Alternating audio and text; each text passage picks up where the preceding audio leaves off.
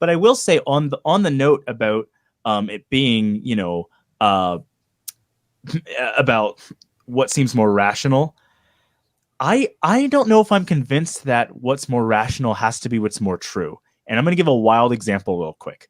But when I was in high school, the first time I went down the YouTube rabbit hole, not related to church, and I started reading things about how the hedge fund manager was hanging out with celebrities on a small island and stealing children and trafficking them on a small island.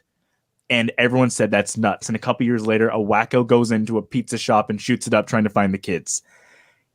A couple years goes by, we figure out of that whole theory and conspiracy, the meat of it, which was written off to be something the most insane, improbable, statistically untrue, and least rational thing possible, it turned out to be that Jeffrey Epstein was actually doing those things. And involved in that was Bill Clinton and one of the princes and all of these weird things. And so I think when it gets down to it, a lot of times the things that happen in life are the least rational things. It isn't normal for what happens to happen. But to me, I don't think rationality should ever be the default. I think truth should be the default. And what is true is 50% of the time really, really weird.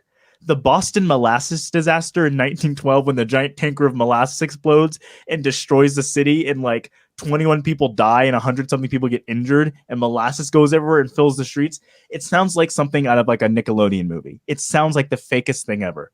And if you open a new tab right now and Google Boston molasses disaster, you'll see it. It's the most ridiculous thing, and it happened.